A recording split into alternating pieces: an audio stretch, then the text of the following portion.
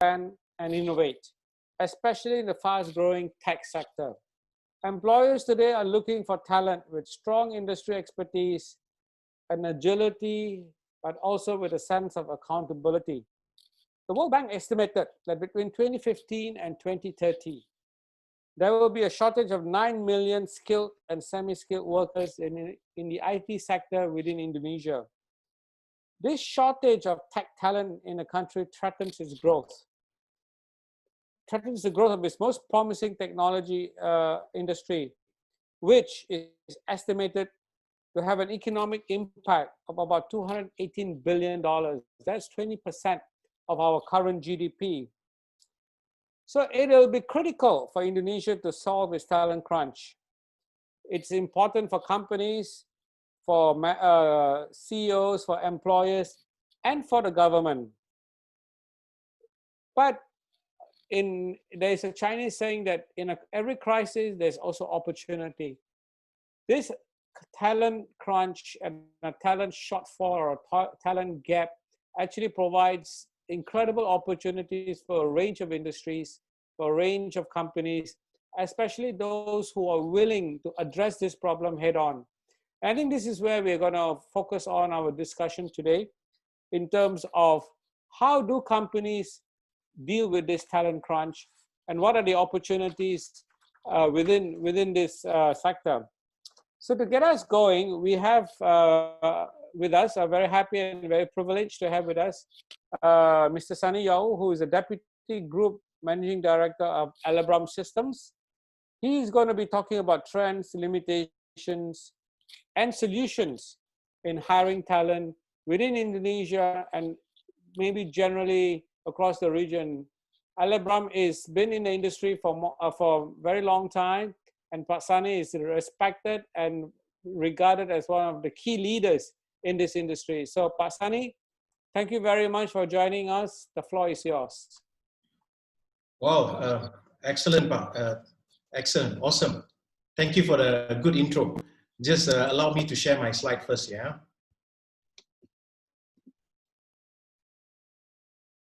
Okay, can you guys see the slide? Yes. Yes, Pak. Okay, good. So allow me to continue. So good afternoon again to all of you. Appreciate for the opportunity, and also to all our audience friends. Thank you very much. This opportunity for us to actually share our thoughts as well as our experience regarding this talent crunch. Special thanks to IEF as well, Indonesia Economic Forum. Yeah. So the topic, it's $1 billion opportunity on this talent crunch. I actually like this so much because it keeps me excited. Okay, before I proceed further, let me do a very short intro about Elabram. We are a HR solution provider established in Indonesia 2005, 15 years experience right now. We also have our branches in Philippines, Thailand, Singapore, and our HQ in Malaysia. Our HR solution consists of executive search, recruitment, expatriate services, HR, payroll outsourcing, HR consulting, and restructuring services. We are also very proud we have our own web-based application that manage employee and enhance workforce administration that we call WMS, Workforce Management System. Well, that's about Elabram. Let us look into the trend, limitation, and solution. Recently, I saw this article regarding Continental shift, and I felt it's very relevant for me to share with all of you. It's talking about the world's biggest economy over time. If you guys will look, please concentrate on this 2020. So countries with the highest GDP on earth, coming in on 1999, 2008, and of course 2024. So 2024 is just 4 years away from us. If you would see at the highest GDP in the world, ranked number 10 to number 1 is actually China. You could see here, yeah? And US from number 1 would drop to number 2, Japan number 2 to number 4. But today it's all about Indonesia. Indonesia will be the 5th largest or the highest GDP in the world by 2024. What does this mean? Current Indonesian rank, I've just checked, we are the 16th highest GDP. That means we are ranked number 16. From rank number 16 to rank number 5 in 4 years. That shows every year Indonesia has to climb approximately 2.75 position in order to achieve rank number 5. It also means that we will have a lot of opportunity, a lot of direct and foreign investment pouring into this country in order to be the top 5. All this translate to opportunity, new company, new startup, new competition, and most important is job opportunity. Just like our topic today, $1 billion opportunity. Again, just want to share, top 5 GDP in the world are coming from Asia. So I'm very proud of Indonesia. I'm very proud of Asia as well. This is another interesting information that I would like to share. This source is actually from Oxford Economy. Previous slide I shared about highest GDP by 2024. This slide is about mismatch between supply and demand for talent by 2021. If you will look into here, the green color on the left, it shows the stronger trend of talent surplus. The yellow, demand and supply for talent is balanced. And the right, red color, which is stronger trend, talent deficit. Let's take a closer look to the major economy, which is China, that help illustrate by the dynamic force at work in this new landscape of talent. Yeah?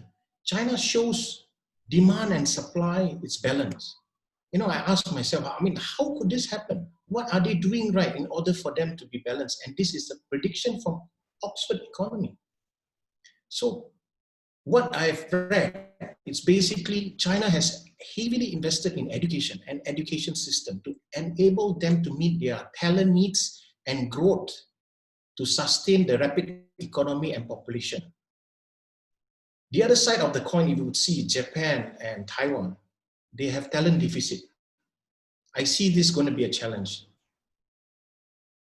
There are solutions for mismatch, which is you have training, skill development, but the solution for talent deficit is basically hiring more expatriate or maybe outsource the whole task to your neighboring country. Yet again, today is about Indonesia. We are very lucky. I feel I'm very lucky in Indonesia. we have, 1.5% talent surplus. I see this as a good sign. We have enough talent to cater for the growth of the market. Of course, our limitation again is the mismatch. So one of the best solutions for this mismatch, you can look into micro-credential courses, training to upskill the mismatched talent. Excuse me. By having Pak Nadiem as well as a Minister of Education and Culture, sorry, I have to pull him in a bit. I felt that he has the right experience to lead this particular ministry because he understands the talent crunch, especially during Gojek times. So basically leaving a bigger opportunity or responsibility to him. Okay, I shared about Indonesia becoming the 5th highest GDP in the world. I talk about talent surplus. So question right now, who is hiring? So on 2nd of September, just a week ago approximately, I've checked the job portal in Indonesia and I found that there are 20,094 jobs listed. For me, that is big.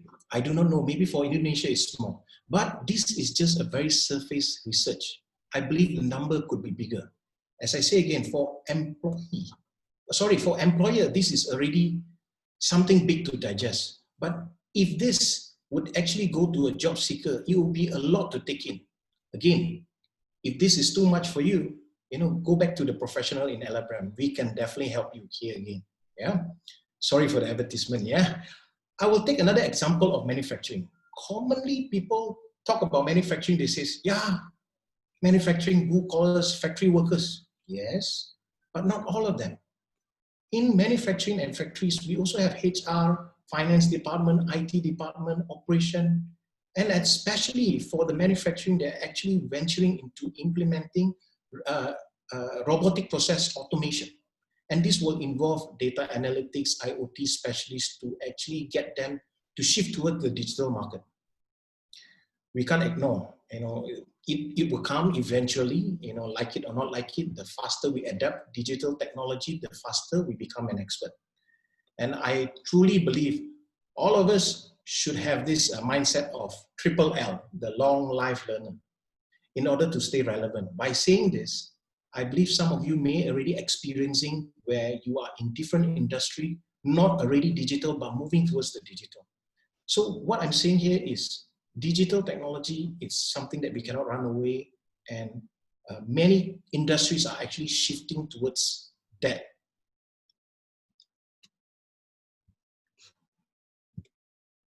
Okay, so talk about digital technology. I would like to advise and look into it if you're a job seeker, and if you're an employer, you're actually in the right track. The best career to be in is actually in digital technology. Why? Example I will be sharing with you.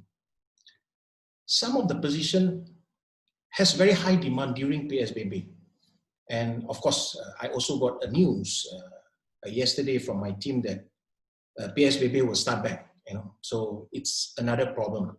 So the first time when PSBB started, the demand, people looking for IT and cloud transforming specialists, it's very high based on our experience. Yeah, many companies actually struggle work from home, especially when it started. So one of the biggest challenge is actually to move to cloud. Most of them have system in place, but you need to go in the office and connect to them. So imagine a 2 years or a 1 year transformation become 2 weeks. We are making the impossible possible. That is something I would thank to COVID, okay? The other part is our biggest challenge in making sure employee deliver their tasks during work from home, especially, is very crucial. Having, and also having continuous of sales and purchase order, it's also crucial. So because they can work, they can deliver, but they don't have PO, what's the use? So both has to be balanced. Question is, how do I sell when I work from home? So the best option is to go through digital technology. Talent like SEO, email marketing, as well as mobile marketing, and social media skill are actually on very high demand. I know some of my friends, because they have very good followers in their social media, they has actually transformed, become an employee to become a social media influencer. It's their choice. And while you're working at home or from home. So often I do get questions from teams or from others that are not in digital, say, "Pak, how do I get into this digital industry? I'm not an IT person. I do not know coding." So I give them an example of cybersecurity. They'll look at me, huh? I say, cybersecurity, the moment we talk about that, people will think, oh, hackers. But there are also many positions that just require the baseline professional skill, like content writing, project management, trainers. So for those who are actually interested moving into digital industry, the easiest step, as I say again, is through micro-credential or e-learning courses online. Some you can even get it free. So start with some fundamental credential and later move to the advanced. All right, and basically I'm getting to my last slide. I had a choice to choose between what skill set needed when you're looking for a job and strategy to attract and overcome the talent shortage in your company. So I guess you all know my slide is regarding that. The reason I choose this is because I noticed some employers do not put enough initiative to attract good talent. Hiring good talent, it's with the right background, I would say, is proving more and more challenging for companies today. Many companies has high expectation, not only from the employee, but also from the candidate that comes in. But they do not put enough initiative to understand what candidates are looking for. I'm very sure what I'm about to share, you guys may be familiar with the point. Let's look to point number 1. Create ownership opportunity. Relook into your employee engagement. People wants to be engaged, fulfilled, doing good job. How do you get this message across to the candidate that is about to apply? And how do you practice this point with your current team? Number 2, to avoid purple squirrel syndrome. Sorry, I said it's a bit slow because it's a tongue twisted for me. Ask what you really need in a candidate when you're listing requirement. Don't look for a Superman or bionic woman, which unless you find a squirrel, you burn it purple color. So that's the only way you can do it. Third is find talent using digital, which I do not have to explain. If you find that difficult, please come to us. Commit to A player. Find ways to keep A player happy so that they don't leave your company, then you do not have the talent shortage. So coach B player into becoming A player, just in case your A player says that I want to leave. So you already have one backup. And of course, give C player the same opportunity to become an A player. Fifth, use a referral program. You never know this will work into your organization. Be more flexible. So this is something I would share, everybody would know. To be frank, I personally do not believe that work from home is achievable in Indonesia, as well as in Asia, before COVID. But now, it's not. People practice working from home. So hiring criteria has actually shifted. So we must keep on looking into all these factors. So number 7, hire the person, not the resume. Know what you're seeking. Ask what you want to know. Check for the soft skill, assess the fit, a culture fit. Again, hire the attitude, train the skill. So number 8, this is my last point. Relook at your culture. To win the war of talent, I would say culture play a very important role. Why? Because 95% of candidates will evaluate culture before even they apply. Review your Glassdoor post, your website, your current press release, and what employees are actually saying about your company. Is your message clear? Are you relevant? And does your environment support creativity? So I've covered all these 8 points. If some of you really feel this is too much of a hassle to do, please do allow us to assist you. Reach out to us. I am confident in Elabram. Again, as a HR solution partner, we are able to serve you. Thank you very much, ladies and gentlemen. Thank you for all the attendants and participants. Back to you, Pak Suib. Thank you very much, Pak Sani. I think that was a very insightful opening presentation on, I think you've hit the nail on the head in terms of understanding the mismatch. I was, very glad to see your slide about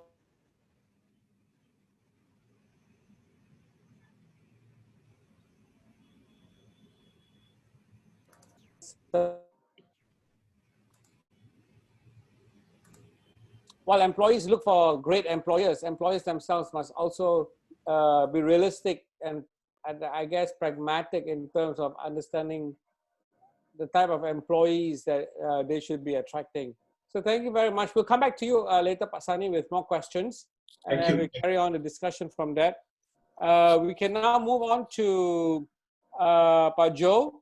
Yes, Pak Suib.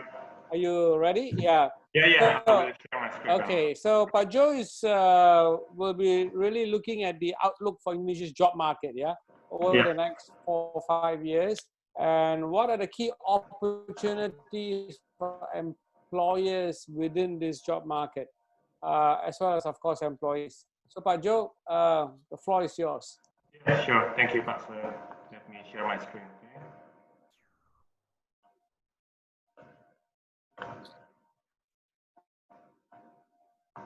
Right. Can you see?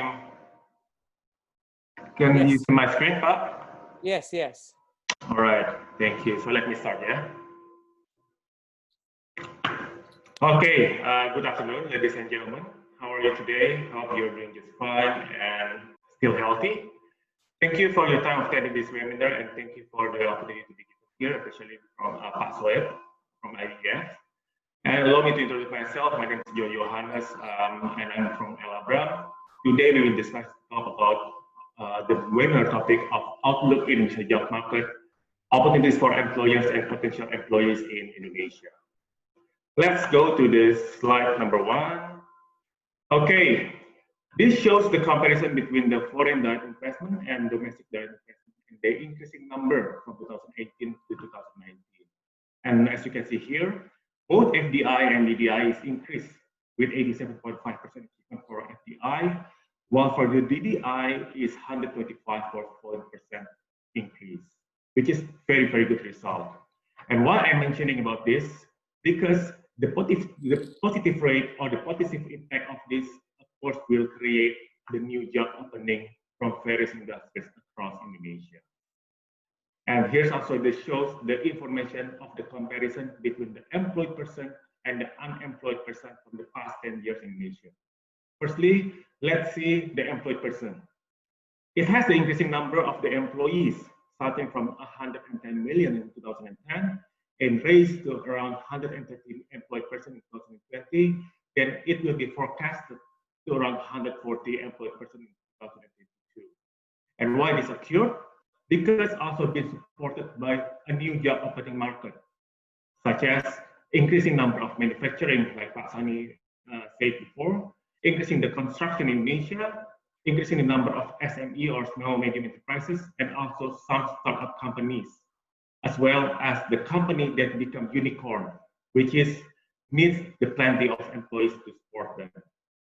Secondly, is the graph for the unemployed person that you can see here, which also has a positive rate impact for the last 10 years.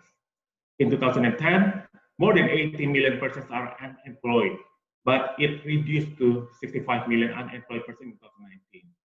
But unfortunately, due to the pandemic, this year it will be quite increase of the unemployment this year. But we hope it will be back to normal once we pass this pandemic situation this year. Okay, we hope and we need to pray together for this. And let's talk about the digital. Okay, I can inform you guys in here that the digital industry in Indonesia is raised impressively, and quite a lot of companies is going digital currently. And as you can see here, Indonesia is growing significantly among the countries in Southeast Asia, with 8 billion US in 2015, raised to 27 billion in 2018, and 40 billion in 2019. The projection itself in 2025 is more than 100 billion USD, which is the highest among our neighbors or in Southeast Asia. And because of this reason, it will create the digital economic adoption to the company or employers, and as well emerging the digital job market roles for the employers in Indonesia. And I show you, and as I mentioned before, the growth of the digital industry will have some impact of the technology adoption. This slide will show you about it. Okay, technology adoption, or we can say is like company digitalization. Okay, ready or not, company need to go digital to survive in this current situation. And if you can see in this slide, big data analytics is the highest with 92% of the adoption, followed by Internet of Things or IoT, app and web market, machine learning, cloud computing, and extra that you can see all of here. And in relation to the company digitalization, of course, they need to hire a new employees. So it emerging the job roles that are related to digital skill, such as you can see here, the software application developer and analyst, data analyst and scientists, sales and digital marketing, HR specialists, robotic engineers, and etc. that you can see here. This is some of the job market emerging job roles related to the digital skills. Digitalization also creates the demand of the skills needed for the employees to work in the company. For example, this is the emerging skills that have the great demand right now: creativity and initiative skills, analytical thinking and innovation skills, active learning, technology design and programming skills, as well as leadership and emotional intelligence skills. So this is a kind of employee skills that needed or have the great demand from the current company with the digital technology adoption. However, employment in Indonesia also face some challenges nowadays. Some of the reason is, firstly, is high unemployment rate. Secondly, is skill and talent gaps. And thirdly, is employee turnover that I will explain in the next few slides. This slide explains the trend of the unemployment in Indonesia from the past 8 years, from 2012 to 2020. It shows the positive growth, yeah, like I explained before about the unemployment in Indonesia, it shows the positive growth. The unemployment rate itself is 7% in 2012, but it reduced to around 5.5% in 2020. But if you can see in this slide, even though our unemployment rate in Indonesia is positive and reduced year by year, but if we compare to other countries in Asia Pacific, Indonesia is still the top 3 highest unemployment rate after the Mongolia and Pakistan. You can see here, it's the 3rd highest after Mongolia and Pakistan. And one of the reasons is because of the skill and talent gap between the demand from the employers and the supply from the employees. The other reason is some of the graduated students from the university are not ready or sometimes don't have the suitable skill to work in the company, such as from the technical skills, from soft skills, and lack of the language skills. There are some companies and startup companies, they need English for the communication. That's for example.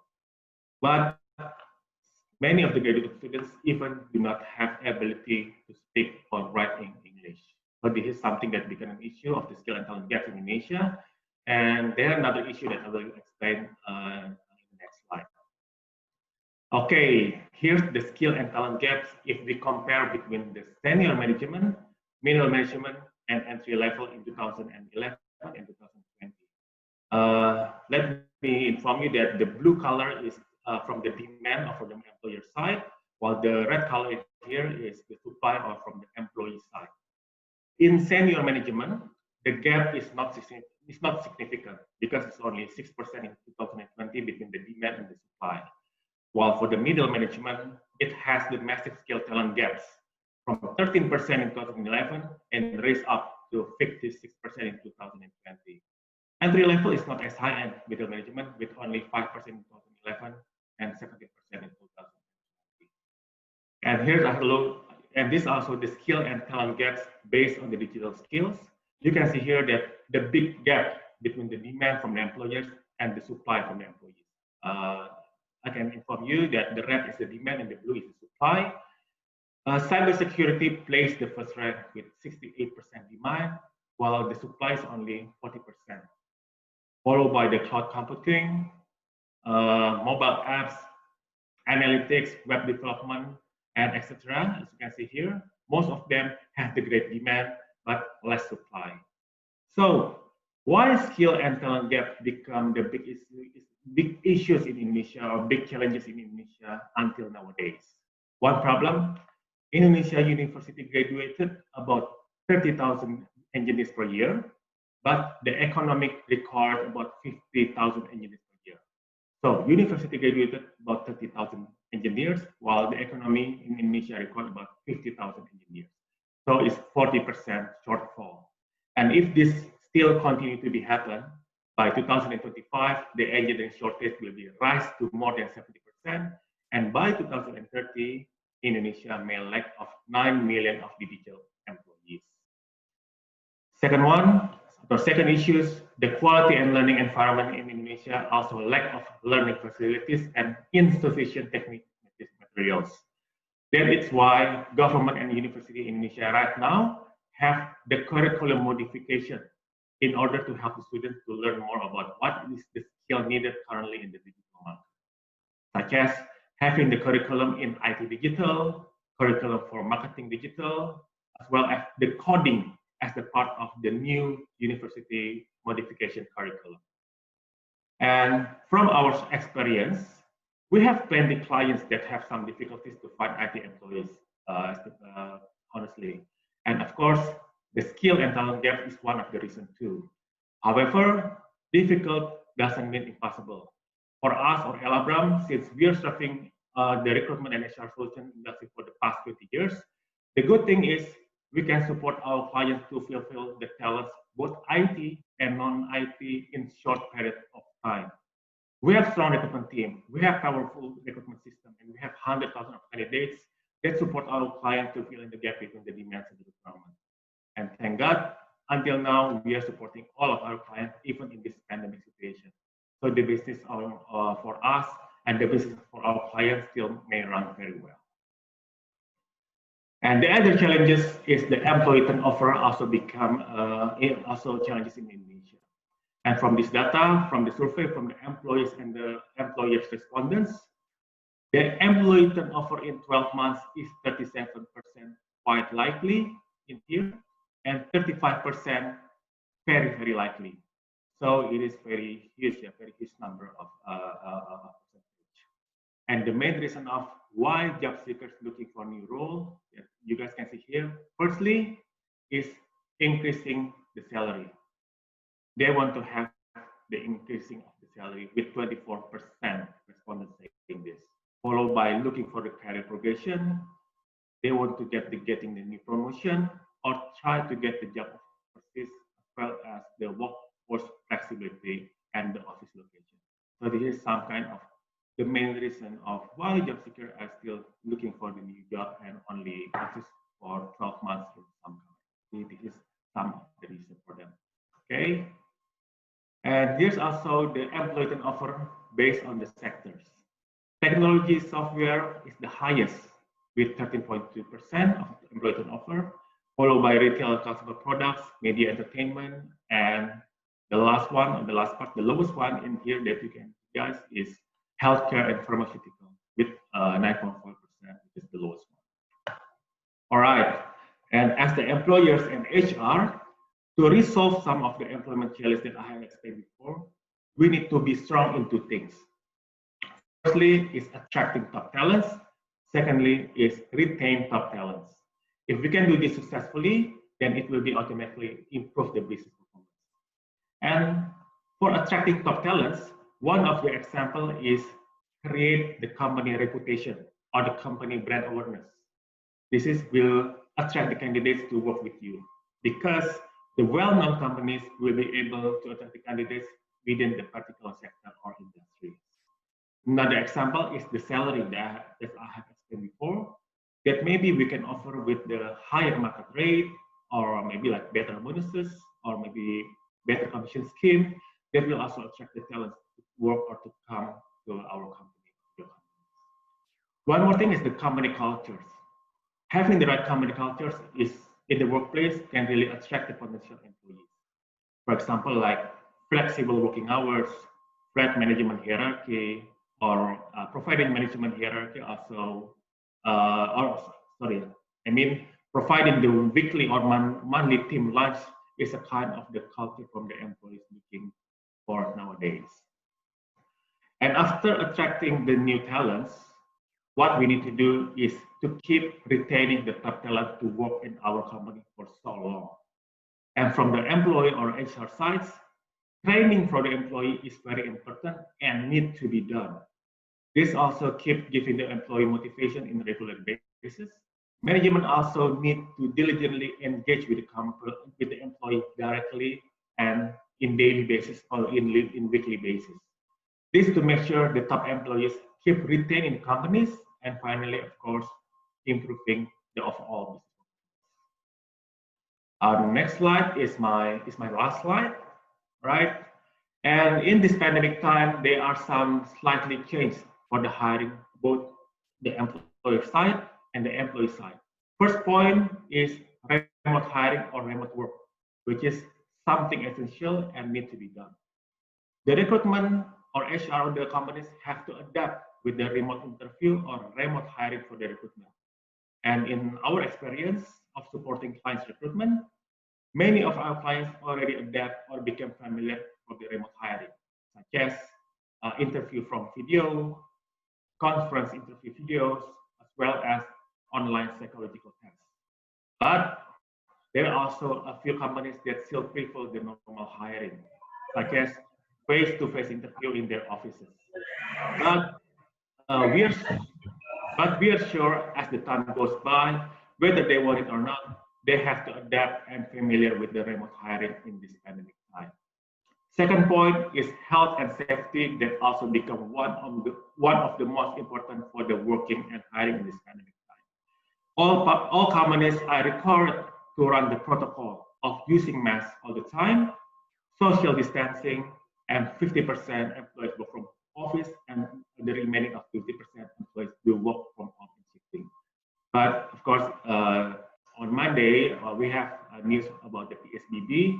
Then I think in PSBB, most of the employees have to work from home, fully work from home. Okay? And third point is going digital. Most of the companies also need to go digital this time. Mobile phone apps or PC web-based HRIS become crucial in the success in managing the employees in the company. And for example, I can say that Elabram have our own system called WMS or Workforce Management Systems. This is our digital solution for both clients and our employees. And the example of these WMS features are mobile attendance, activity reporting, task management, and any other features that really help our clients to monitor the employees. In this pandemic time, where many of employees doing work from home or work from anywhere, employees now can have their attendance or absentee directly from their mobile phone by clock in or check out. Okay, so they do not need to go to the office on mobile doing the absentee from fingerprint. They can do directly from their mobile phone. Okay, they also can update their activities that can be reported by their supervisor in effective and efficient way.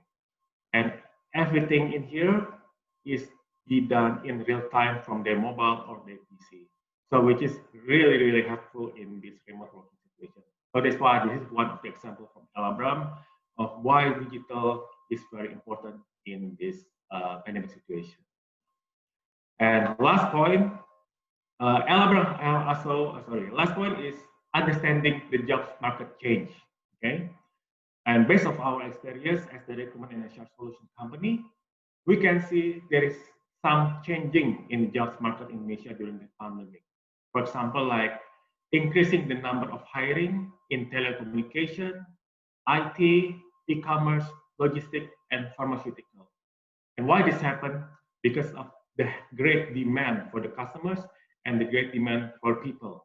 Okay, they have to do the work from home. That's why telco and IT telco is increased hiring right now. Company now goes digital, and that's why hiring of IT person is increased right now, as well as logistics and e-commerce and pharmaceutical, of course. While Elabram we face some decreasing number of recruitment in travel, hotels, and retails, because hotels, travel, and retails have the negative impact during this pandemic. Customers now has changing behavior of themselves. They now do not want to go out their home. They prefer to stay at home, and maybe they do not want to go travel to some part in Indonesia. So that's why travel, airlines, transportation have the big impact on this pandemic. But like I said again, let's pray together so we can pass this pandemic situation and everything will go normal soon. Right? So this brings me to the end of my presentation. And if you have some question or you have some discussion regarding the talent and recruitment, you can contact me in here in this email or phone number or WhatsApp me anytime. I'm free. One more time, thank you for you and thank you for all the participants to be here and listening for me. Please let me pass back to Pak Sept. Thank you, all of you. All right, Pak Sept. Thank you very much. Yeah. Thank you, Pak Joe. Thank you for your wonderful presentation. I think you provide us with deep insights into the key trends within Indonesia's economy. As the economy, I think, transitions from what we call the old economy to the new economy. I think you made a very good point where telecommunications, IT, logistics, digital, all these sectors will be looking for new hires. But the people that they're looking for will, I think, will have a different skill set. You need to have a different type of skills to find the right jobs in these new industries. So thank you very much for that. Yeah, we move on to our third speaker, Pak Brian Cristanto. He's the co-founder of Pexel Technologies. Now, I think we will be hearing from Pak Brian on the flip side of the coin. What do employers look for when hiring talent, and what kind of talent? And Pexel, of course, is a tech company, so very, very apt and relevant to today's discussion in terms of how technology is going to impact the talent sector. What kind of skills and what kind of characteristics are you looking for when you hire or when you're looking to hire? So, Pak Brian, maybe we can start out with that question in terms of your input. Sure. Great. Thanks a lot. It's a privilege to be here and to join you guys for this session. Um, Perhaps before answering your question directly, I could give a little bit of context about Sure. so that the audience has a little bit of understanding on where we're coming from. So just very quickly, I don't want to go into too much detail, but essentially, you guys can see the screen, right? Yes. Okay, great. Back in 2017, when we started, we knew that logistics is a pretty major problem in the country. It's about 25% of GDP in terms of cost, and so other Asian countries we're looking at less than 14, less than 10%, right? And so we knew that this is a big blocker and hurdle for growth, economic growth, sustained across most regions, right? Especially those that are far away from Java. Not only our geography, but also our infrastructure. But last, is where we try to tackle it. It's where there's a lot of manual processing still happening, right? Things running off Excel sheet and Word documents, and so coming from that sort of backdrop, no wonder, our country has a number of efficiency challenges, speed challenges, and quality challenges that we look to overcome, right? And so which actually brings to the second fact about our country. Our country is not a country full of factories where consumer products or packaged products are produced. The major driver economically as well as employment-wise, as you guys know, is all about the SMEs, right? So so for us, that's where our passion really lies, right? How do we get and help as many small businesses access to the 250 million consumers within Indonesia, right? And so, and how could we get the advantages like the global MNCs, like the FMCG companies that have distribution systems and advanced models, that is able to deliver their products efficiently across the country.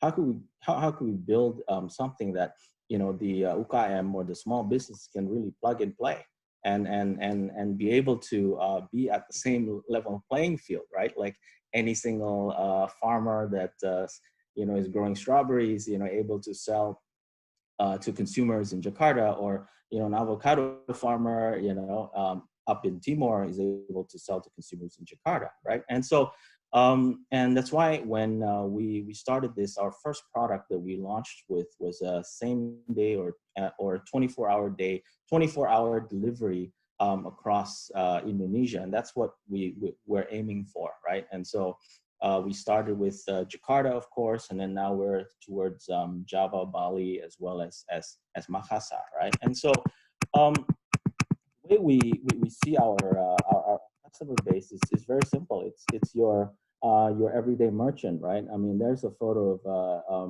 Pisang Goreng Bunanik right there, and she started to get to know Paxil because one of her friends in Bali really, how would you say, was pregnant and really missing that fried banana. And, she heard somehow about Paxil through a friend, and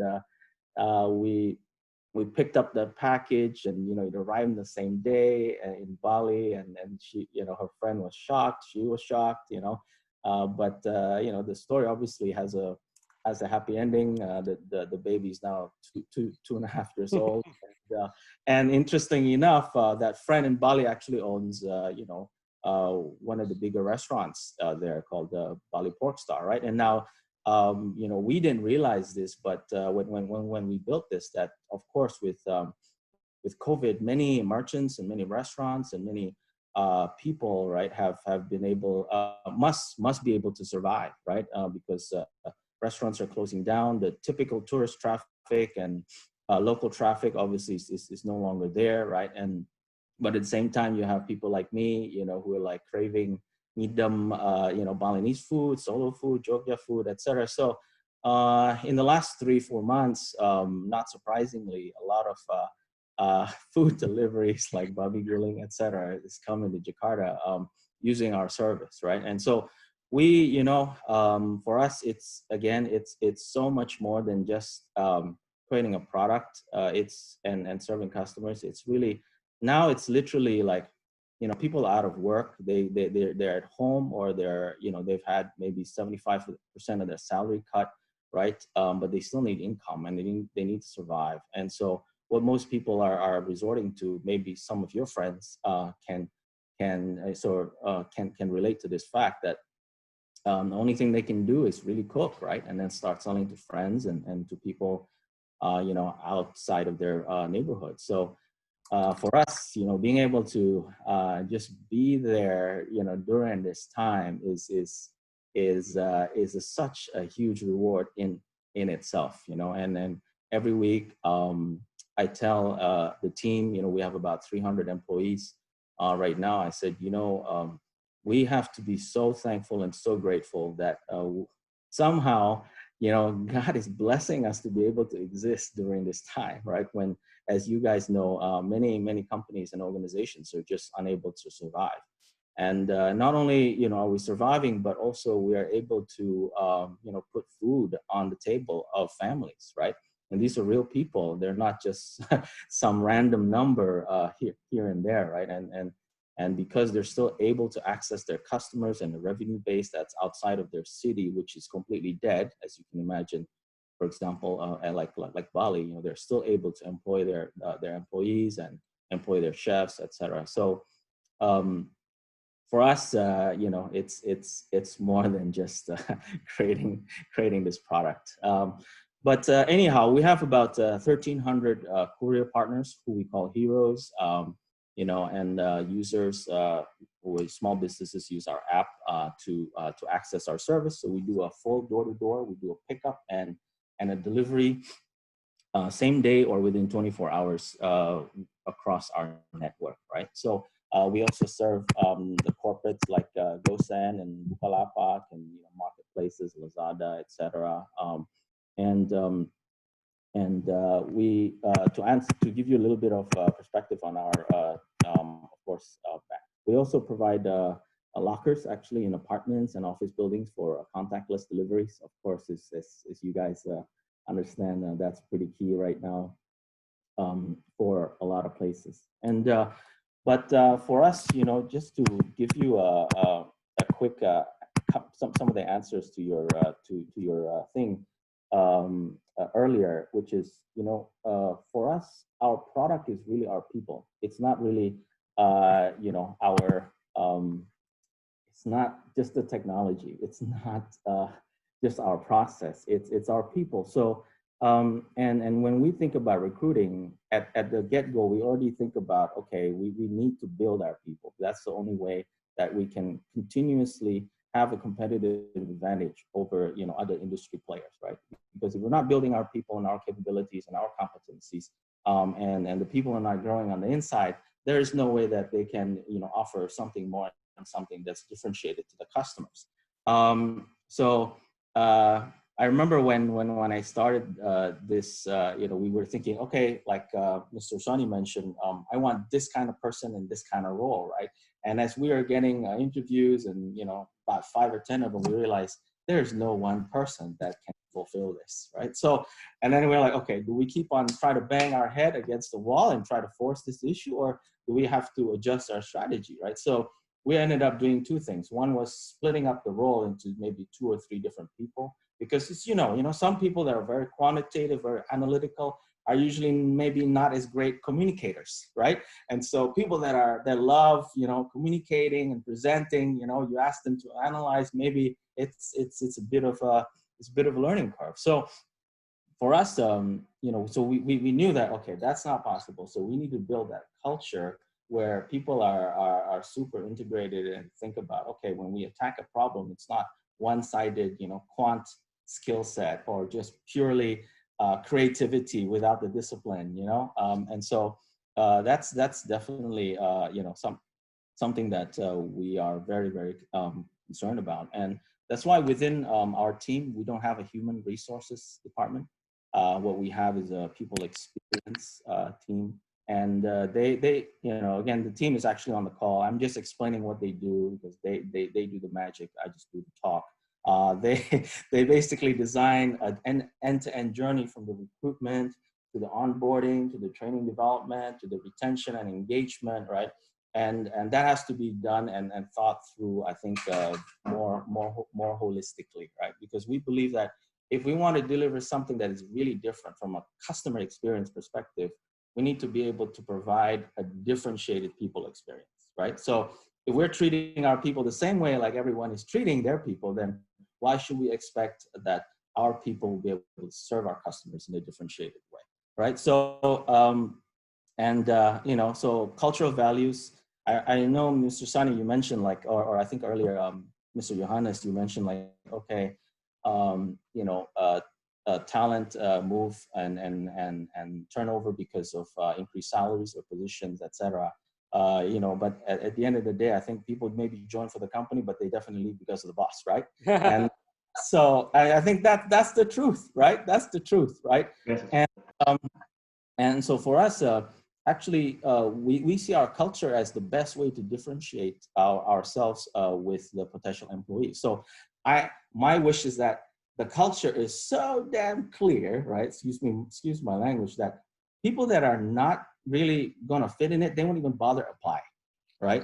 So there's really no war, as in that sense, right? Where you're trying to bid up the salaries and the option schemes and et cetera. But people that are meant to fit with us, they're going to fit with us, and people that are not meant to fit with us, oh my gosh, they will usually leave within 1 month, right? And so for us, it's so much better that way, rather than, you know, you try to squeeze a round peg in the square hole, and it's painful. It's painful for the employee. It's painful for us. We're trying to make it work, etc. But it's just, at the end, it just doesn't work, you know. And we've made compromises in the past, and it's not great.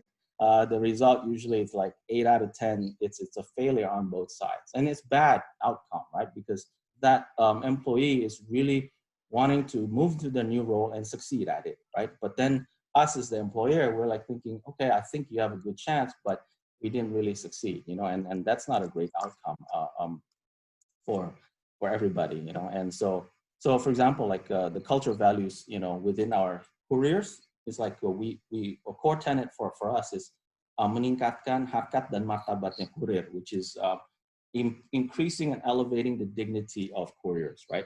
And how do we do that? Yeah, it's a process, you know, of training and building up. And for us, there's no greater joy when we see, you know, someone coming in, being screened by our recruiters, and then within a year or 2 years, they've become, you know, creative marketers, they've become trainers, they've become, you know, assistant branch managers, they've become customer service team members, right? And so for us, at least since the very beginning, we're already very open. So we expect you to grow, we expect you to push yourself, we expect you to be very serious about what you do, because you could be a toilet cleaner, but if you respect yourself, you do it well with diligence, right? Other people will respect you. It doesn't matter what you do, actually, right? And then the second core tenet is work is worship, right? We believe that, or bekerja itu ibadah, right? And that's part of our effort to know that, again, when we started this company, we realized, oh my gosh, people are bringing their bodies, but sometimes they don't bring their brain. You know, what I mean by that is very simple. They're waiting for instruction. They're waiting for, what do I do now, boss? If you don't tell me to do anything, I'm not going to do anything. But if you tell me to do something, then I'll do something, right? And so building that up from, you know, pure instruction taking to, okay, now I start to think, okay, these are the guiding principles, these are the cultural traits about customer experience, etc. We care about our people within Paxil. You know, how do we make certain decisions that we need from a bottoms-up level, right? And then the second part, they bring their bodies, they bring their brain, but they don't bring their heart, right? They don't believe in what they're doing. They don't see that there's an impact or what they do every day makes a difference. And that's particularly hard if you're working like crazy hours, like right now. In COVID, there's no space between personal and work, right? Everything is just coming together, right? And you could be, you know, on a call at 1:30 a.m. You don't know why the hell you're in this call. And all that sacrifice has got to be worth it. It's more than just that paycheck you receive at the end of the month, right? Because it gets old after very quickly. And then the last one is about bringing not only your brain, your body, your heart, but also your spirit, right? So that's where the work is worship tenet comes in. And So we would love to see our team members, you know, really own their area, take responsibility. We always tell them, you don't have a job here in Paxil. They're like, huh? What do you mean I don't have a job? Yeah, you don't have a job. No one here has a job, but you do have a responsibility, right? To make something happen and to push things through. So, you know, and I'll just end it by saying that, especially right now, you know, we have to be so creative in doing all the activities that we used to be doing face-to-face, right? We have to still do the same things, engage and communicate and work together, etc. But at the end of the day, you know, when I'm working for someone and I don't feel that that person cares about me, I check out and I disengage. And so for me, really, is you know, for leaders, it is the time, I guess, to, you know, provide context. There's high uncertainty, high risk for a lot of people, and caring and doing right by the people, I think is really key, because what we do right now, you know, is going to really shape our future. So I'll just end there, and thanks so much, guys. Thank you very much, Pak Brian. That was a great presentation. Yeah, oops. Okay, we'll go to Q&A. I think we've had a nice views from Pak Sani, from Pak Joe, and for Brian. We have a question, Pak Sani, to you from Avidia. She's asking, what is Elabram's strategy in terms of using digital tools and digital strategies to mass recruit blue-collar workers, not white-collar workers, but blue-collar workers? How would you reply to her, Pak? Well, okay, that's not an easy question, but I will attempt. So for us, what does digital mean to us in terms of recruitment? Basically, we have a lot of, I mean, there are a lot of ATS systems out there. We actually built our own ATS system. Basically, ATS is basically applicant tracking system. So besides just tracking system, there are also a lot of limitation. So if we talk about digitalize, my dream of a full recruitment system is they have a lot of AI. Basically, they will start, for example, when we start hiring, we have a requirement and we want to hire specifically ABC kind of tasks. So this ABC kind of task, the recruitment system already have an AI base. We're able to find the candidate. And with the requirement, for example, I need someone with this type of salary, this type of things, and maybe a regional base reach. So that system that has the AI will able to have a chatbot to direct chat with these people to see whether they meet the requirement. Up to at least 50 to 60% of the answers already match not only the job skill, but as well as expectation, and therefore, then the recruiter can actually come in, will start talking to them, so that we actually cut off maybe 60 to 70% of a recruiter's job, which is not easy. That is something that we are still building. We already have a recruitment system and ATS system as well, but we are building in the AI to actually to do this, to help us to recruit faster. So the question here is to blue collars. I would say right now, there is no solution yet, unless the blue collars start adapting digital. You know, people used to ask questions like my mom, they say, oh, digital, this handphone is so difficult. But I said, Mom, you're using WhatsApp. You know, that's digital. You know, how do you use it? Oh, okay. I never know that. I said, you have Facebook, Mom? I said, that is digital.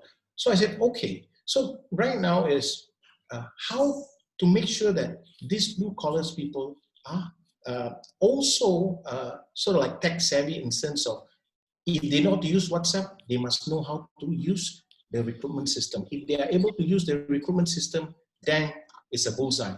The blue collar people can actually have this, and we can actually do this as a mass hiring, because the 60% of the job will be done by the AI through the conversation that they already have.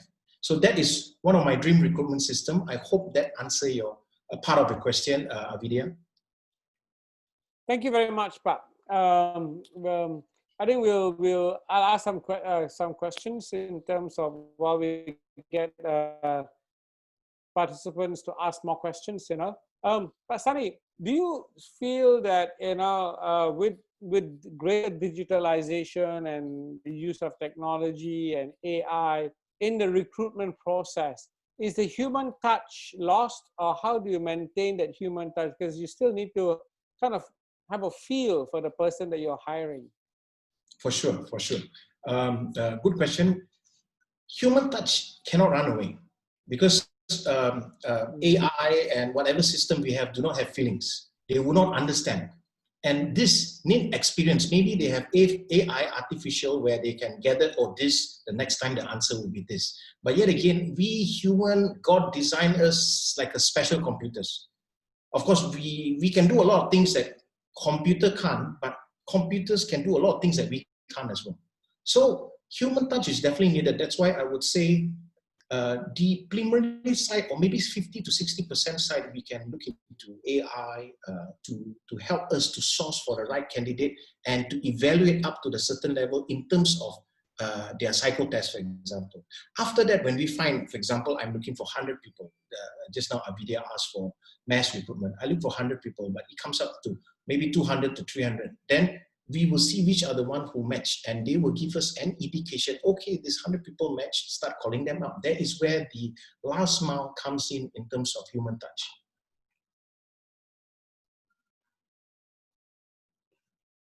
Right. Pak Joe, maybe if I can come to you, in terms of looking at the Indonesian market today, how would you advise employers, in terms of the services that Elabram offers for them when they are looking to recruit, especially in the industries that you mentioned, in telecommunication, in IT, in logistics?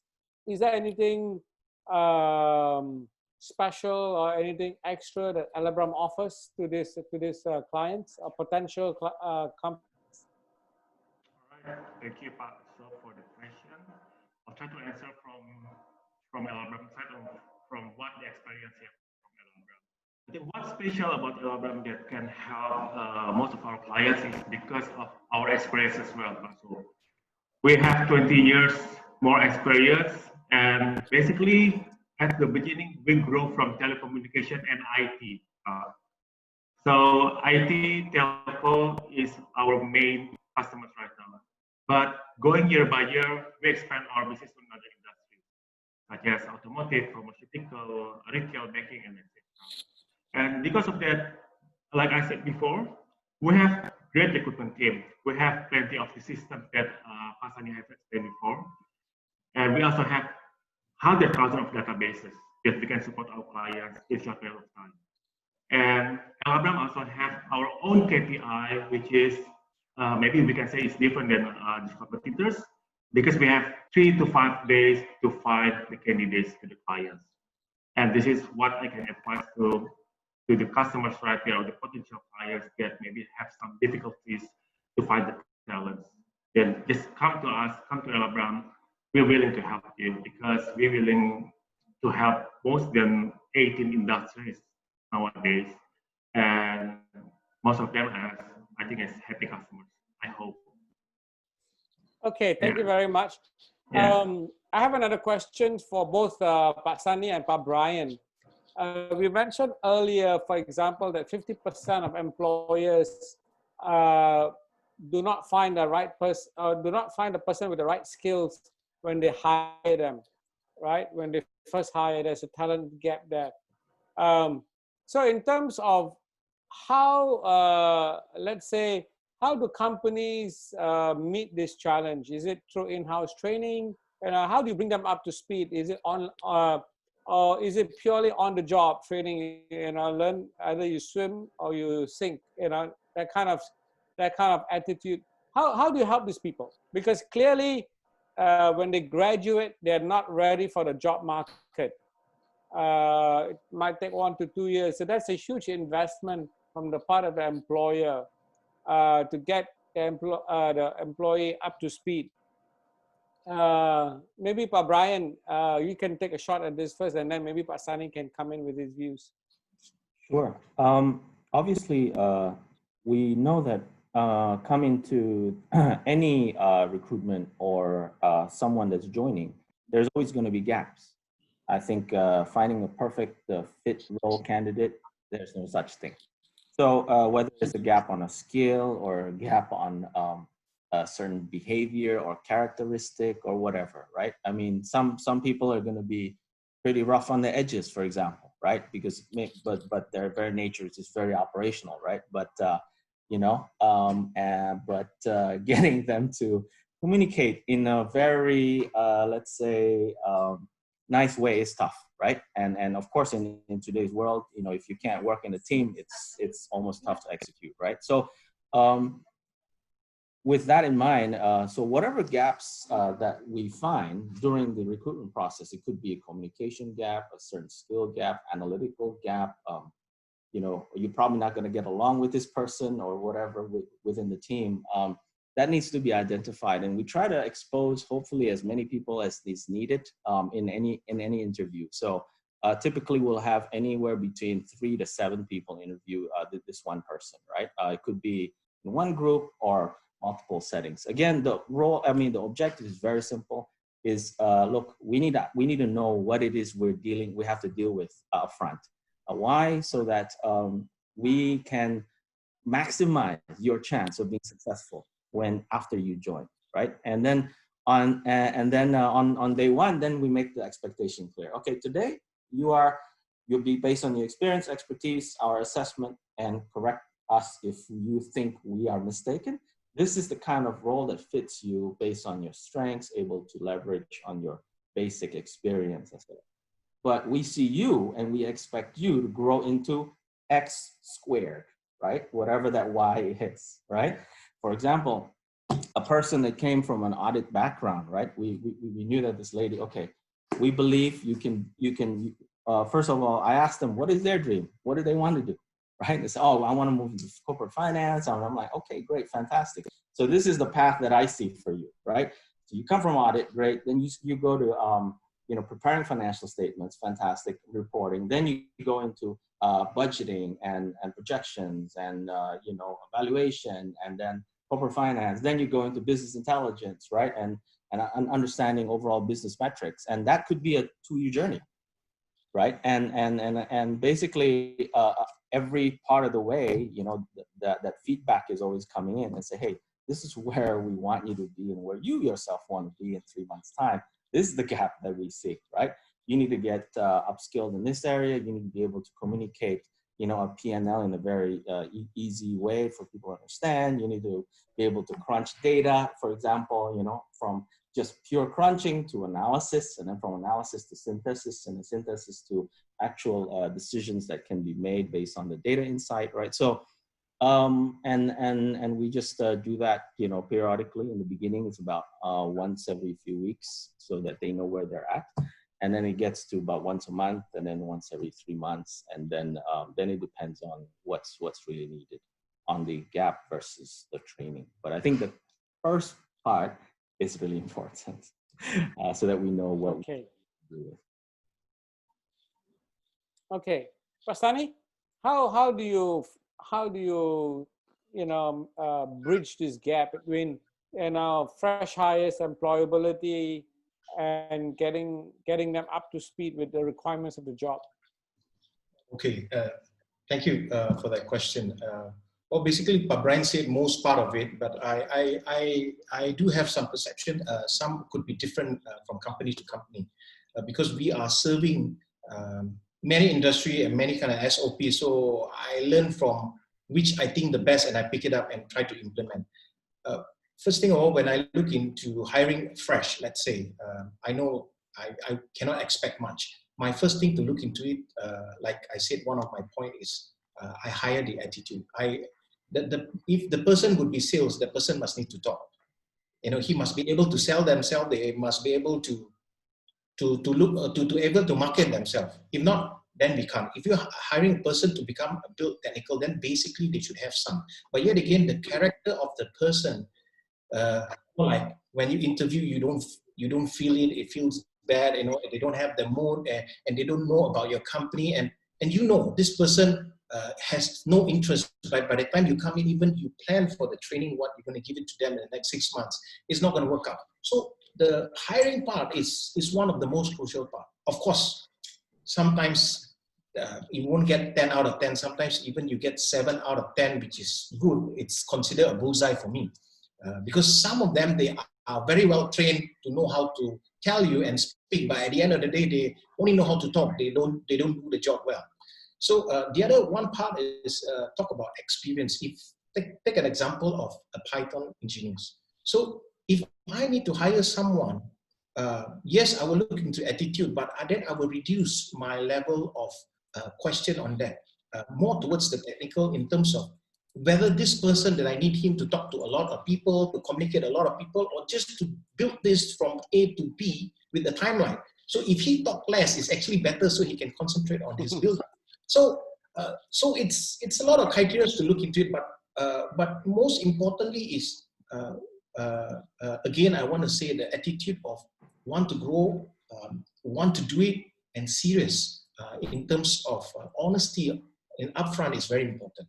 So finding that gap, closing that gap towards training, it's all training and development part of the people performance. So this, it will keep continuing. So that is based on what do I see and my perspective point of view. Right. Thank you very much for that. We have another question on diversity in the workforce, especially women filling tech jobs, which were traditionally seen as male-dominated profession, right? Do you see more women entering this industry, the tech industry, you know, as you know, what do you call it? Data analysts, you know, computer scientists, those kind of jobs which were traditionally male jobs. Do you see a shift happening there? Yes, I mean, is it question to me? You know, can I pick it up? Yeah, to Pasani, yeah. Okay. Yeah, go ahead. Okay, when this question, because we're talking about male and female, to be frank, in my team, I think maybe 70-80% are all female. I'm sorry to the guys, you know, I'm a guy, so I can talk anything about guys, okay?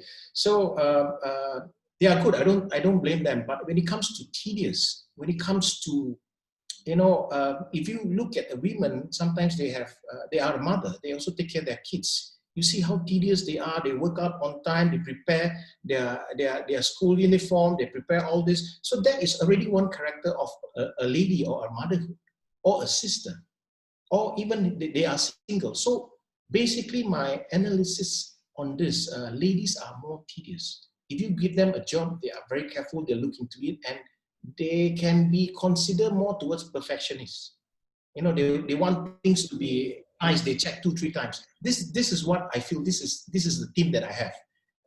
Of course, the guys are more, you know, easygoing and, you know, a bit more relaxed. Yeah, do the work. Yeah, okay. If not tomorrow, it's fine. But ladies are not. So again, for my team who are listening, you know why right now. You know, we have most of them are ladies. Maybe, but Brian, do you have a preference when you are looking for a hire, whether it's a male or a female, for a tech-related job? Yeah. So I guess you would include BI, data analysis. Yes, that's right. Technology as well, right? And right now our BI team is probably half female, half male. The tech and product team, the leader is a female. The IT project management, the leader is a female. And yeah, we're getting more and more tech talent, definitely, from female roles. I mean, for us, it's really, again, the gender is the last thing we think about.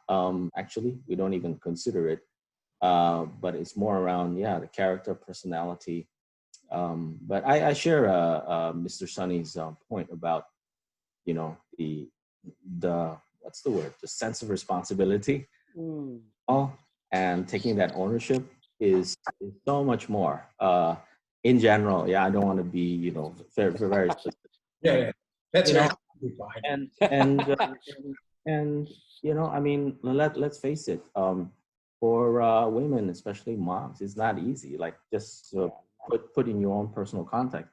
If your child is sick, who's going to take them to the doctor? Is it you? No, right? It's your wife, right? Exactly. But then your wife has to show up at 8 a.m., right? How come she's the one that gets yelled at her boss for not being there at 8 a.m., right? Where are you? You know, I ask the same question to myself.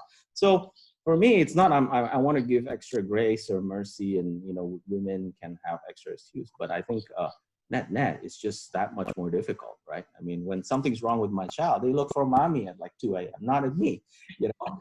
And get a good night's sleep, but you know, that woman may not get a good night's sleep. So I always tell them, look, I trust you guys. I know you guys you really own your stuff. And so if you need to come late, I mean, just mention it and it's fine. I said, these kind of things happen, you know, whether it's doctors or school things, etc. And yeah, and I've never come across a situation where, you know, being a mom of 2 kids has been an excuse that's being used by any person in, you know, female person in the team ever.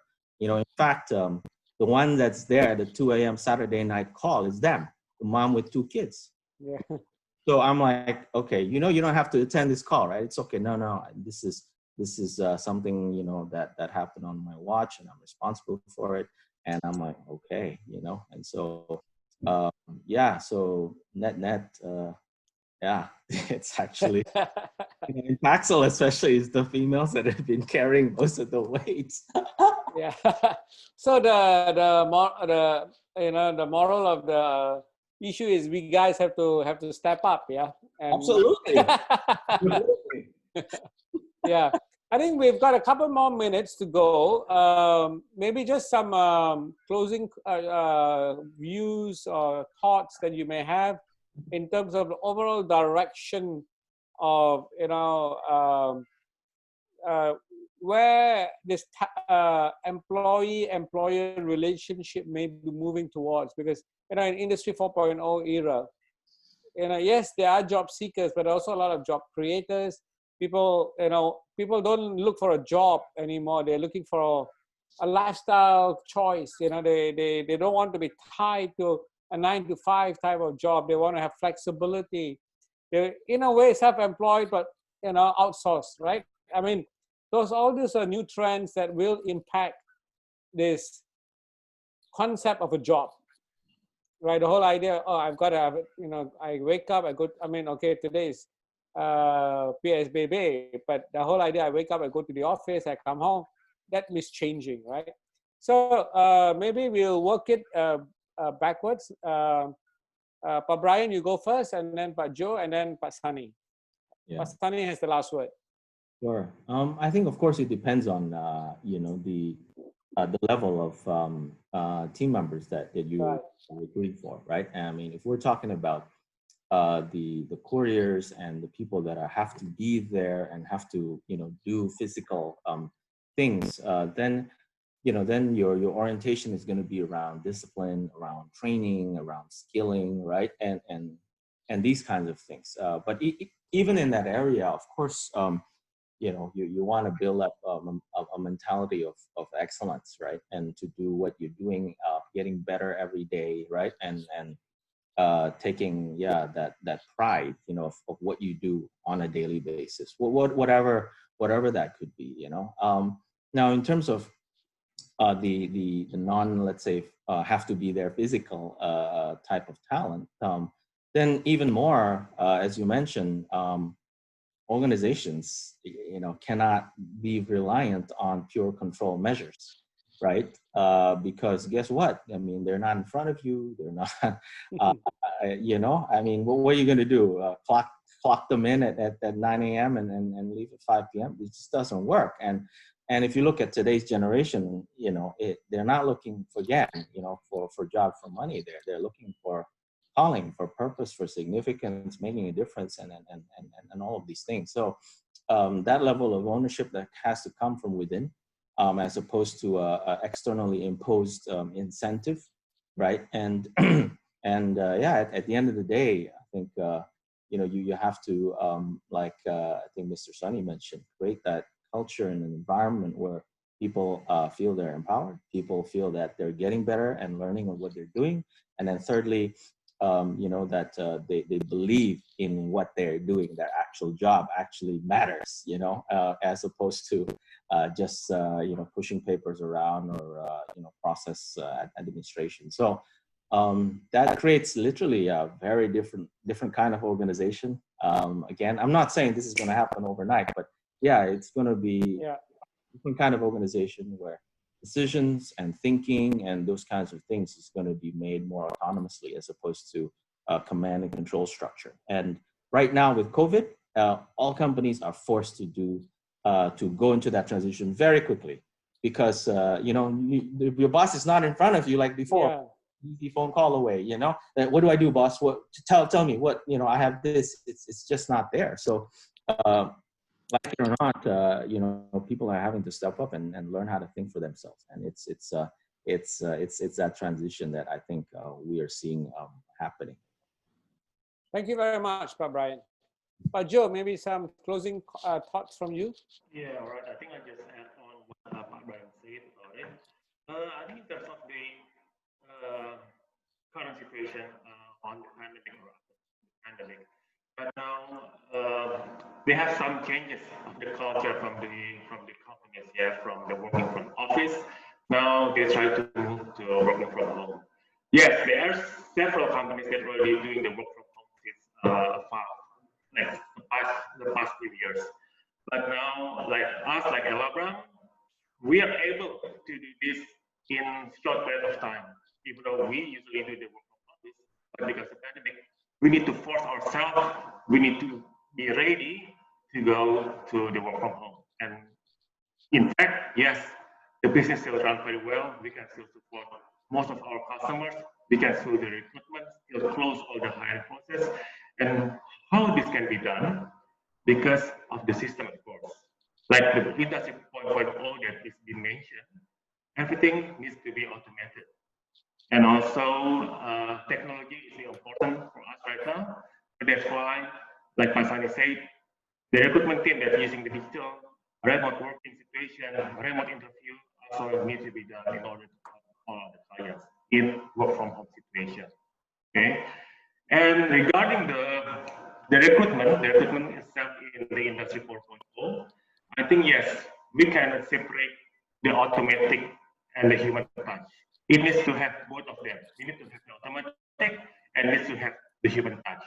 And doesn't mean everything needs to be digital. I can say I'm not really agree on that because we also need to do some traditional things in recruitment, such as we need to support the university, go into the university, open up the booth in here, getting the participant directly in the university by face-to-face, instead of everything goes digital. Yes, digital is good, digital is okay, but don't forget, recruitment is terms of the human touch as well.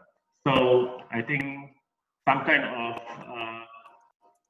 going out to the some of university that I explained before is quite important. But maybe not now, because now is the pandemic is very crucial right now. But maybe after that, maybe in the normal situation, or maybe when the university is already open, I think this is something that we also need to do, side of the digital.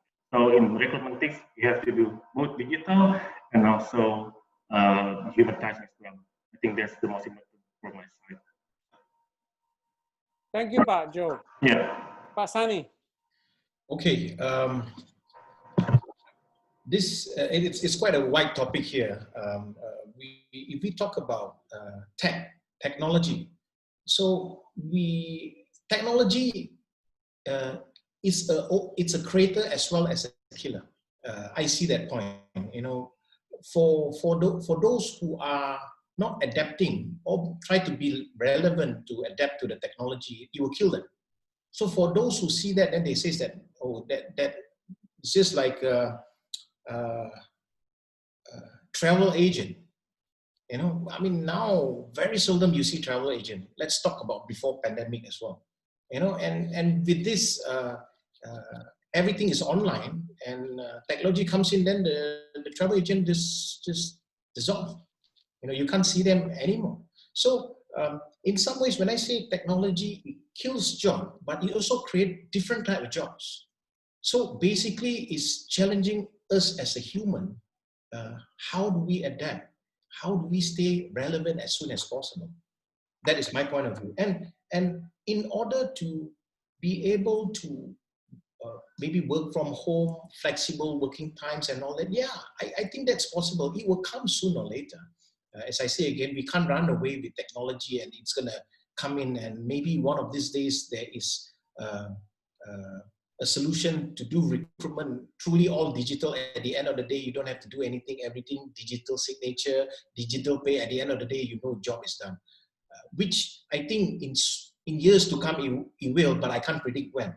But in order to get there, I still believe, like what Brian has actually mentioned, that the person has to be responsible, accountability in order to do that. Because if the person is just new and they don't practice this, then this will not happen. Most you'll be asking, alah, gua telefon dia nggak angkat, gua tanya belum jawab, lepas tu tiba-tiba, oh sorry boss, internet slow, this and that. But if a person responsibility, just like Pak Brian will come back to you, Pak, selepas ini saya buat apa? Saya kemana? Saya harus get what ready. So it's different. So the right set of team to deliver this, I think we still take time, because unless we've been forced to like work from home, where we have to transform the impossible to possible. Because if you don't transform, you die. So I better be possible. So it's that way we will have this flexibility. That is my point of view when it comes to that part. Okay. Thank you very much, Pa Brian, Pa Joe, Pa Sunny, for a very stimulating, I think, conversation. We've shared a lot of ideas. I saw a lot of participation in the chat group too.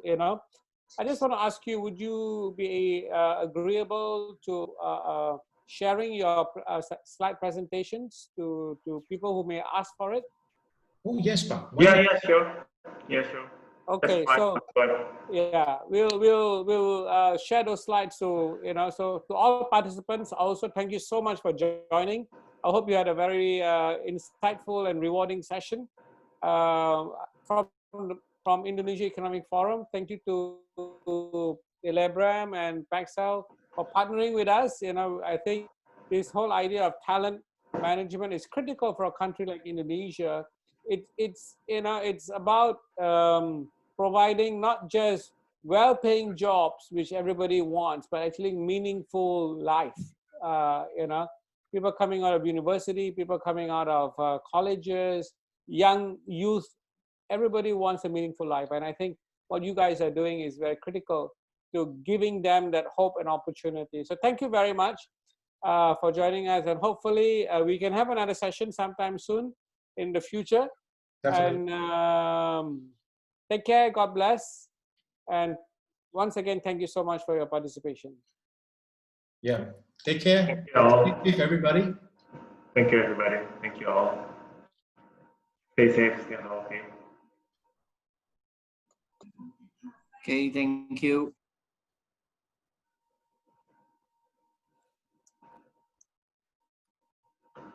Pasani, and you just want to stay on for a while? Oh, yes.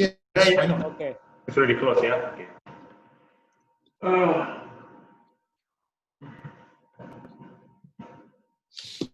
There are people exiting, so we'll wait for everybody to exit. Belum ya? Joe is releasing all the tension.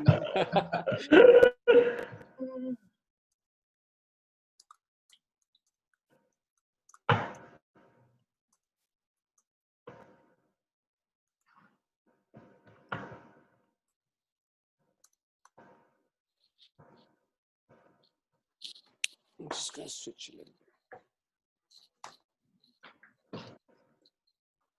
It looks like it's going to rain, huh, Pa? Yeah, quite dark now in the background. The sound of the switch, yeah. Okay, let me see who's on.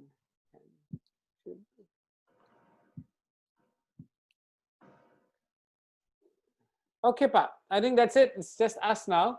Okay, so, Thank you again very much for your partnership and for your support. So what we will do now is we'll put together kind of a synopsis, a summary of the discussion, Okay. hopefully by sometime next week. Mhm. And I'll share it with you if you want to add anything to it, Yes. and then we'll send it out together with the slides Yes. to all the participants. I think we have all their addresses. I think we will also share that with you, the whole The package. Perfect. Yeah. Yep. It is the same as well, but on our site where we will also share with you. So this is Okay. like what we talk about. Yeah. Yeah. Okay. Yeah. So hopefully sometime next week we'll maybe mid next week we'll hopefully have it ready. Yep. Yep. That would be lovely. I really appreciate it. You know, this is definitely a great event for us to start off with, especially with this PS baby, you know, coming. Yeah. Exactly. I need that break for sure. Exactly. Yep. Mm. Yeah. Mm. Yeah. I think yes, but Sachin, go ahead. Yeah, a couple of things. I was following all the comments and the questions, etc., coming on the chat. The general reception is very good. This seems to be an topic of interest to a lot of people, and there seems to be this insight sharing, especially seeing the perspective from an outside view, Mm. helps a lot, because when we have speakers who are not just Indonesia centric but are looking at the whole region, it adds a very different dimension to how all of this is looked at. So my first thought was, this makes sense to do something, not just as a one-off, but to try and build a series around this, maybe once in 3 months or whatever. I don't know. We have to give it some thought. But there seems to be the potential for creating a following. Mm. I'll give an example, because we host another. I'm a moderator to another series. We just started it 2 months ago. It is of IT professionals, only IT professionals. Okay. But we have narrowed it down to IT professionals who work in Jakarta, but they are from different countries. You have Indians, you have Americans, so it's just a gathering of those people, and the response has been phenomenal, because they are not. Everybody wants to be a part of a thought leadership group, Yes. Yes. because then it becomes kind of regular. And another example is Shoaib, our education forum. Now we've already done Yes. 7 editions. And the education forum over 7 editions has got almost 1,000 people. It just attracted people from, sometimes associations, sometimes teachers, sometimes it's just brought together people who want to listen. And I agree, it is because of the pandemic and because people are stuck and you can't physically go to hotels like you could do earlier. But the participation is a little better, because sometimes people would have an excuse, I'm late in the traffic, or I'm stuck here, or whatever. Now you don't have that excuse. So you have a little bit of better opportunity to have a captive audience, but you need to create a kind of a following. Hmm. And if you create a series, then you automatically get a following of potential clients, potential customers, people thinking the same way, and doing it on a long term. Even if they move from one company to another, they carry forward what they learn from you. Yep. So there seems to be a good opportunity to do something in the HR space, because we haven't done that yet. We're focused on technology, we focused on education, we focused on property, we focused on so many other things, but we've never really thought of it. How do we build a community of HR professionals and people in the area of building human capital, which is a big topic. President of Jokowi has flagged it as one of the most important steps going forward for Indonesia, and it's cross-sectoral, right? It's across every sector that you can think about. So just a little bit of input from me, from my past experience. I think this has the opportunity to be made into something that is a much more, has a kind of a following, and creates a group or a community, or like-minded people's gathering, something like that. Yeah, I think I like what you say, Sachin. Yeah, in terms of HR, yeah, why not? Some client where you can look into business, some client can look into a place. Not clients. Some of them can actually look into a place where they can learn and share and get to know. Of course, yet again, it's through digital. Yeah. Yeah, that is something. If you have more ideas, how can we do that and all that? That's a possibility. I don't mind, and I know Indonesia has a very good, a big group in terms of HR, and there are plenty of groups in terms of HR from different industries and so forth. Yeah. But there are two layers, Sunny, in Indonesia, when you do something like this, there are two layers. One is the multinational companies where the English proficiency is very good. And so that's your first layer of clients and customers will be there because, the multinationals fluent in English, they hire mixed, not only high profile Indonesians, but also expats. So all that is changing now, with COVID and these restrictions on hiring, etc. Local hires will start becoming important. And some language translation, translatability would be needed where, maybe your talks are in English, but you have like a Indonesian moderator who, translates the important parts and engages the people who are not so fluent in the language. So I'm just giving ideas. I think that there is a lot of opportunity going forward if you have to build a community following. There's a good opportunity. I don't see very many such organizations, at least in real life they used to be, but in the digital space there are hardly any. Yeah, I agree with you. That is something that definitely we would love to explore. Of course, getting the ideas sort of like, oh yes, but how to move forward, maybe you guys can, Yeah, we'll also give it some thought because honestly, before today, I didn't really think about it so much, but following your conversation, some of the, slides you presented and some of the feedback on the chat, it's really sticky.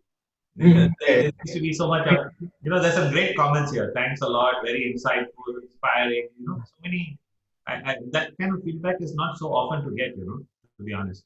I'm glad. Maybe some are very generous. Maybe one point that clicks their mind. I said, I like this, so you're good, so I remember you for life. So to create that is one thing, but of course, I think in HR side there is we can actually speak in Bahasa as well, and I think it will be more exciting. Mix and match, yeah. Yeah, it will be more exciting for someone try their best to speak Bahasa. Like me, I think I know, but formally Bahasa Indonesia, I don't have confidence, but I understand. Gotta try. Yeah. And you don't need to be because you should be positioned as an international speaker. But if you were to speak Bahasa, you're the same like everybody else. Then there are 200 speakers here. Yeah. It doesn't differentiate you. It is actually good that you don't speak Bahasa, even if you know a little bit and you don't know. Speak in English. Okay. That's the right approach because they're subject matter specialists with a global perspective. Speaking Bahasa doesn't always work out. Sometimes it is not to your advantage.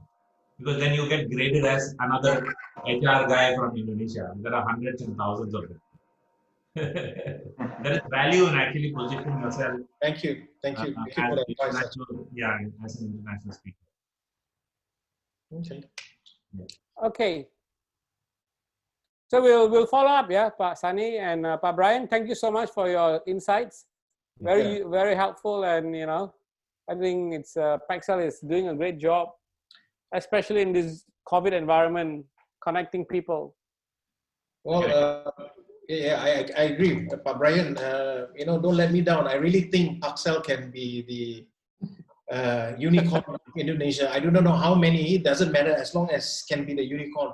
I do see the industry, see the way you guys work. Yes, it may take a little bit more time. Some are very fast, some a bit slower. It doesn't matter. I mean, for Elabram, we're already like 21 years. So another 10 more years, it doesn't matter, as long as we can continue contributing and learning. And, for me, everything is a journey. So whether it's up and down, sweet or sour, bad or good, it's a journey. Yeah. Thank you so much. Yeah. Okay. Thank you so much, Pak Joe. Take care. Thank you, everybody. Have a good day. Thank you. Okay. Thank you a lot. Bye-bye. Bye. Pak Brian, thank you, Pak Brian. Yeah. See you guys.